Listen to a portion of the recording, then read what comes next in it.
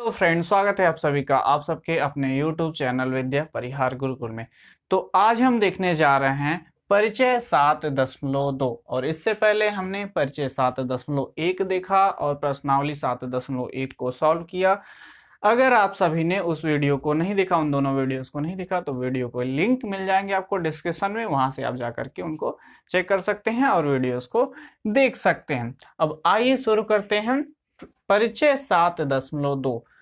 इस वीडियो के बाद आपका सारा का सारा क्वेश्चन प्रश्नावली 7.2 का लग जाएगा। इसमें हम एग्जाम्पल भी देखेंगे, इसके एग्जाम्पल भी देखेंगे।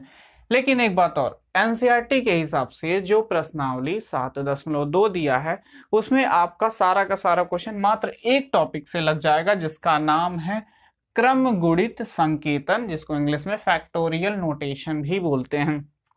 हालांकि इसमें एक और टॉपिक दिया है क्रमचय, लेकिन क्रमचय और संचय दोनों टॉपिक को हम कंबाइन करके परिचय 7.3 में पढ़ेंगे और उसके बाद आपका सारा का सारा क्वेश्चन यानी प्रश्नावली 7.3 का सारा क्वेश्चन लग जाएगा और लगभग आधे क्वेश्चन प्रश्नावली 7.4 के भी लग जाएंगे। तो अगर आप क्रमचय और संचय दोनों कंबाइन करके पढ़ते हैं तो और अच्छे तरीके से समझ में आ जाएगा। इसलिए हमने इस यानी परिचय 7.2 में हम क्रमचय को नहीं देखेंगे, क्योंकि इससे रिलेटेड जो प्रश्नावली 7.2 है वो नहीं है, उसे कोई मतलब नहीं है, इसलिए हम उसको अगले वाले परिचय में देखेंगे। तो आइए शुरू करते हैं, क्योंकि आपका सारा क्वेश्चन सिर्फ इसी पे बेस्ड है, ठीक है, फैक्टोरियल नोटेशन पे। तो फैक्टोरियल नोटेशन क्या होता है, आइए अब हम समझते हैं। जैसे अगर हमारे पास लिखा हुआ है, अच्छा इसके पहले आपने समृद्ध संख्याओं में एक आई पढ़ा था, इमेजिनरी नंबर, इस तरह पढ़ा था, आई पढ़ा था, इसको आई बोलते थे, इसको आयोटा भी बोलते थे, ठीक है, पढ़ा था कि नहीं। एक कुछ इस तरह होता था, 3 + 4i होता था कि नहीं। इसको हम इस तरह भी लिखते थे, a + ib के रूप में लिखते थे। तो इसी तरह इस चैप्टर में यानी इस टॉपिक में हम एक और साइन को पढ़ेंगे जिसको हम फैक्टोरियल बोलते हैं। जैसे हम इसको पढ़ेंगे n फैक्टोरियल। n फैक्टोरियल को हम किसी बुक में, मतलब एनसीईआरटी में तो ये दिया है n फैक्टोरियल, लेकिन किसी बुक में ये भी दिया है, इसको इस तरह लिखा गया, ठीक है। तो इसमें कंफ्यूज होने की कोई जरूरत नहीं है, ये भी फैक्टोरियल n ही है, दोनों सेम टू सेम एक ही चीज है। कहीं कहीं इसको n फैक्टोरियल लिखा है, कहीं कहीं फैक्टोरियल n लिखा है, फैक्टोरियल का साइन इस तरह बना है, तो कंफ्यूज होने की कोई जरूरत नहीं है। तो अब देखते हैं ये जो फैक्टोरियल होता क्या है, इसका मतलब क्या होता है। तो इसका मतलब सिंपल सा है, अगर यहाँ पे कहीं लिखा है n फैक्टोरियल, इसका मतलब ये हुआ कि जो n तक प्राकृतिक संख्याएं हैं, n तक जितनी भी प्राकृतिक संख्या उन सभी का गुणनफल लिखा हुआ है, गुणनफल लिखा हुआ, ठीक है। समझते हैं कैसे। अगर हमारे पास 5 फैक्टोरियल लिखा हुआ है, ठीक है, 5 फैक्टोरियल लिखा हुआ है, इसका मतलब यहाँ पे ये लिखा है कि 5 तक जितनी भी प्राकृतिक संख्याएं हैं ना, उनका गुणनफल लिखा हुआ है। प्राकृतिक संख्या क्या क्या होती हैं, 1 2 3 4 5 6 7 ये सब होती हैं प्राकृतिक संख्या, ठीक है। तो 5 तक प्राकृतिक संख्या क्या क्या होंगी, 5 × 4 × 3 × 2 × 1 यही होंगी। इसका मतलब यही लिखा हुआ है। कहीं कहीं इस तरह भी लिखा रहेगा और कहीं कहीं इस तरह लिखा रहेगा, तो कोई कंफ्यूज होने की जरूरत नहीं है। फैक्टोरियल 5 लिखा होगा, एनसीईआरटी में इस तरह दिया है फैक्टोरियल, और कई बुक में इस तरह भी दिया हुआ है, ठीक है। तो इसको हम भी इसी तरह लिखेंगे, 5 × 4 × 3 × 2 × 1 इसी तरह लिखेंगे। समझ में आया। चलो एक और वो लिखते हैं, अब उसका फैक्टोरियल आप लोग बताओ। जैसे हम लिख देते हैं 7 फैक्टोरियल, आंसर क्या होगा, 7 × 6 × 5 × 4 × 3 × 2 × 1। सिंपल है, बहुत आसान है।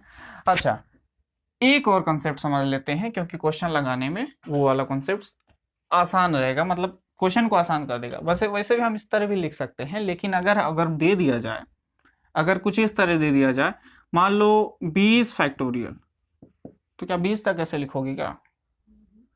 120 फैक्टोरियल, 1005 फैक्टोरियल, हालत खराब हो जाएगी। ठीक है, तो कुछ ऐसे फैक्टोरियल है जिसको हम शॉर्ट फॉर्म में भी लिखेंगे। ठीक है, इसका मतलब जैसे हम लिख देते हैं 9 फैक्टोरियल, 9 फैक्टोरियल। ठीक है, तो इसको भी हम इस तरह भी लिख सकते हैं, जैसे देखो 9 गुणे 8 फैक्टोरियल। ठीक है, 8 फैक्टोरियल को आगे फिर से तोड़ा जा सकता है ना, 8 गुणे 7 गुणे 5 6 गुणे, इस तरह तोड़ा जा सकता है कि नहीं? ठीक है, तो इसको हम इस तरह शॉर्ट फॉर्म में भी लिखेंगे।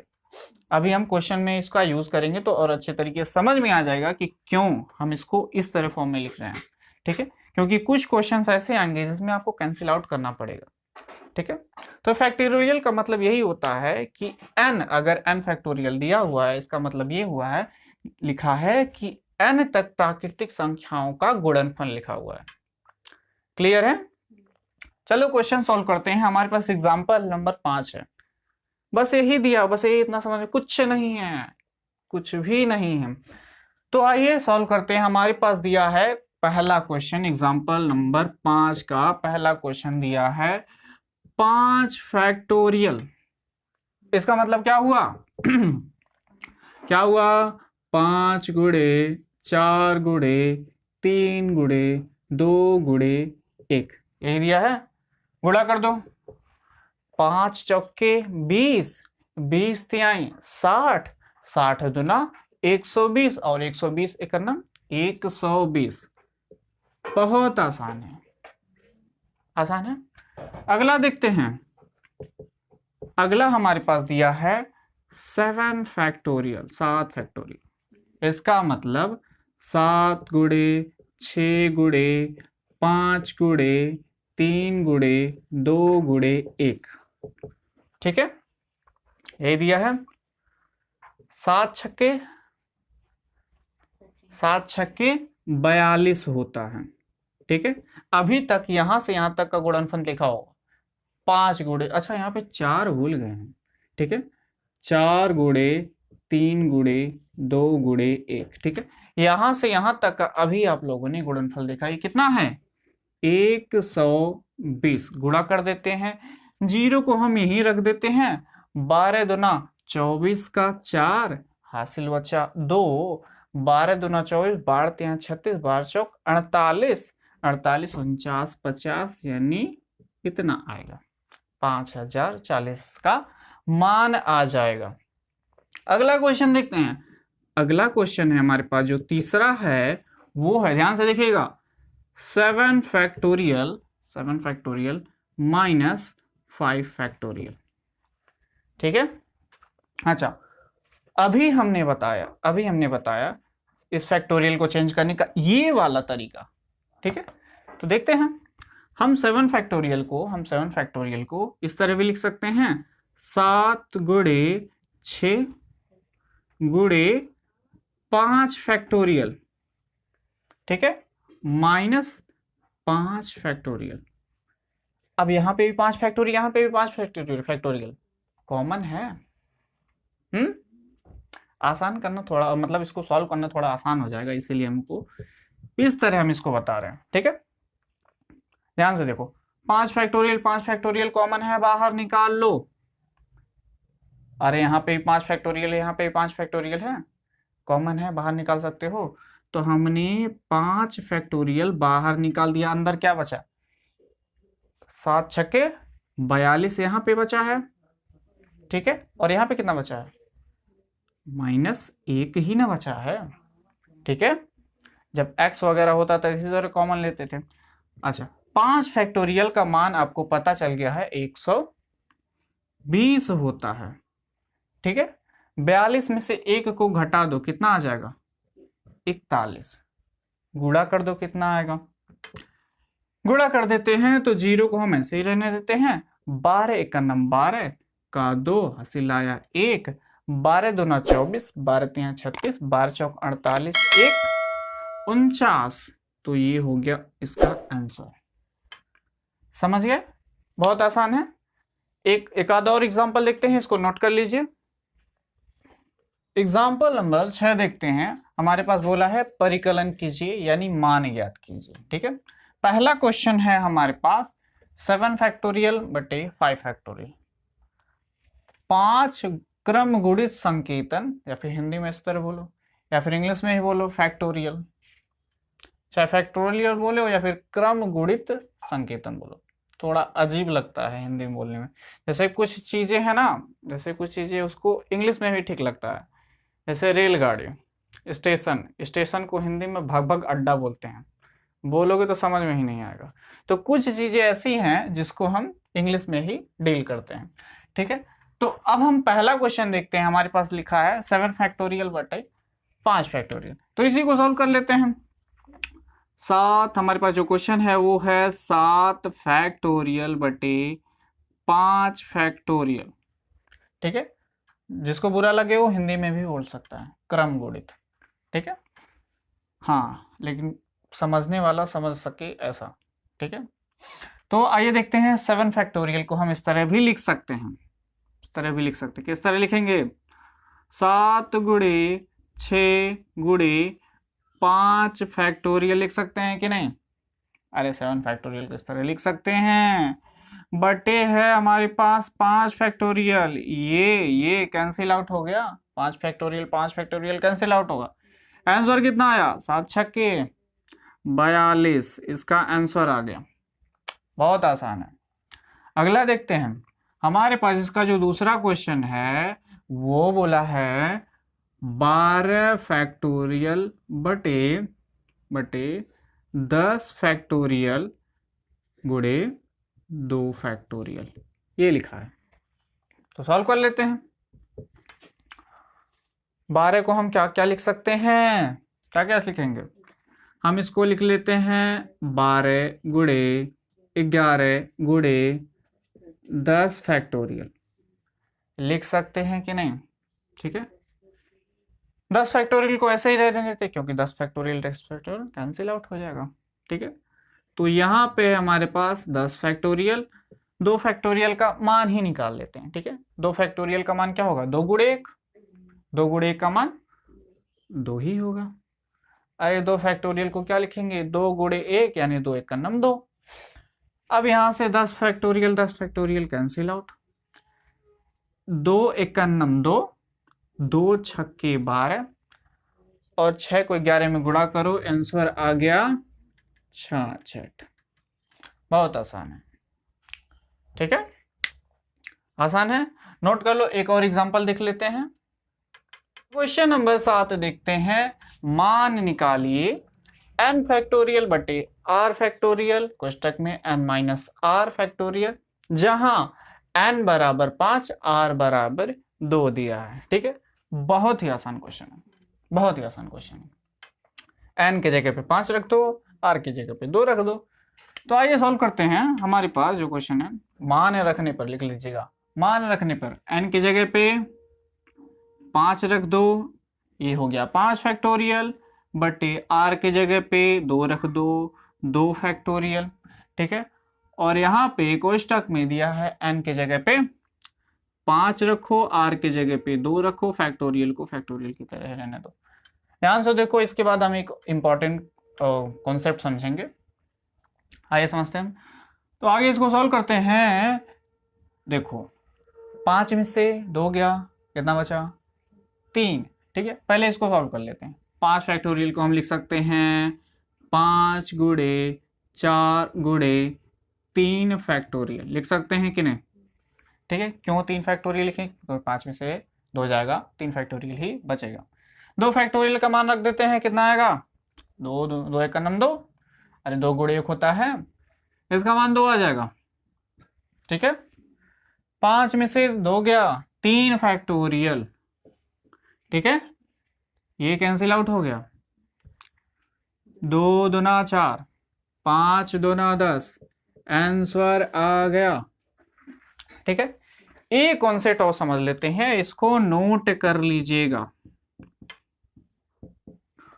इसे नोट किया जाए।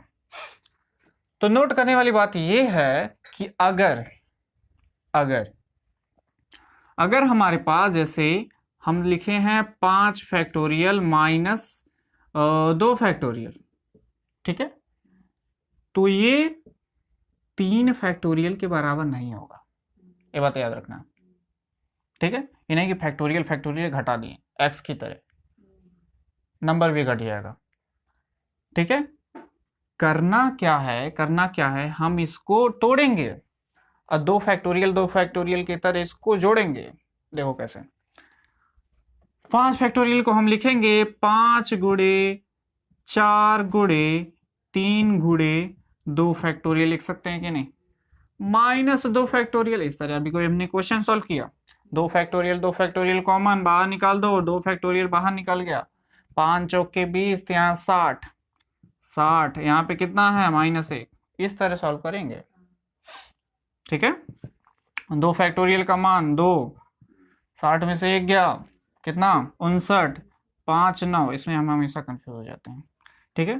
तो गुणा कर देना, देखना कितना आंसर आ रहा है। इस तरह सॉल्व करेंगे, ना कि इसको इस तरह घटा देंगे। देख लो कितना फर्क आ रहा है, देख लो एक बार फर्क आप देखना है। 2 9 18 का 8 हाथ में 1, 5 2 10 1 11 118, और यहाँ पे 3 फैक्टोरियल का मान कितना होगा, 3 गुणे 2 गुणे 1 6।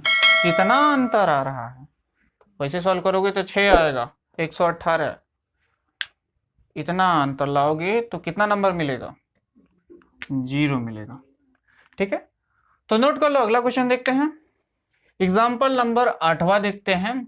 थोड़ा सा कॉम्प्लिकेटेड है लेकिन उतना भी नहीं कॉम्प्लिकेटेड है, बहुत आसान है, ठीक है। तो दिया है यदि 1/8 फैक्टोरियल प्लस 1/9 फैक्टोरियल बराबर x/10 फैक्टोरियल हो तो x का मान ही याद करना है, ठीक है। तो x का मान हमको निकालना है। तो आइए देखते हैं कैसे सॉल्व करेंगे। हमारे पास जो क्वेश्चन दिया है वो दिया है 1/8 फैक्टोरियल प्लस 1/9 फैक्टोरियल बराबर है x/10 फैक्टोरियल, है कि नहीं, इतना है। तो क्या करें, सबको हम 8 फैक्टोरियल के फॉर्म में लेकर आते हैं, ठीक है। यहाँ पे 8 फैक्टोरियल जो छोटा होगा उसी के बराबर सबको लाना है, तो लाते हैं। तो हम क्या करते हैं, 1/8 फैक्टोरियल को ऐसे ही रहने देते हैं। 1/9 फैक्टोरियल को हम लिख सकते हैं 1/9 गुणे 8 फैक्टोरियल, लिख सकते हैं कि नहीं, बराबर x/10 फैक्टोरियल को हम इस तरह भी लिख सकते हैं 10 गुणे 9 गुणे 8 फैक्टोरियल, लिख सकते हैं कि नहीं। यहाँ पे भी 1/8 फैक्टोरियल है, यहाँ पे भी तीनों जगह कॉमन है, तो बाहर निकाल देते हैं।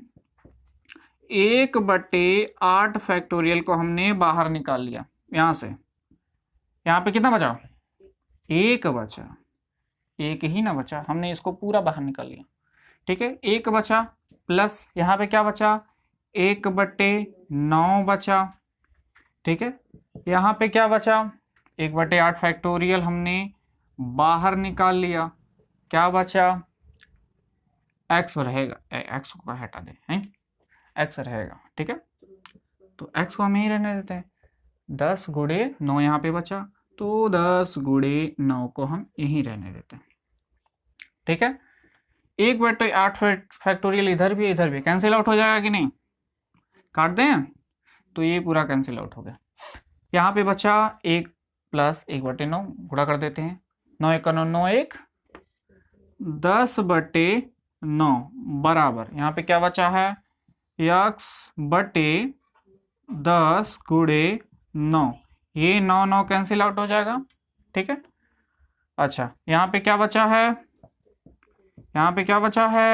10 बराबर x/10, 10 इधर आ गुणा हो जाएगा, यानी 10 दहाई 100 बराबर x का मान कितना आ गया, 100 आ गया ना।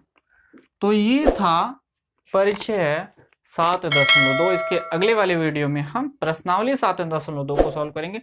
उम्मीद करते हैं इस वीडियो के बाद प्रश्नावली 7.2 का सारा क्वेश्चन लग जाएगा। नहीं लगेगा तो हम हैं ही लगवाएंगे। तो मिलते हैं अगले वीडियो में, तब तक के लिए धन्यवाद।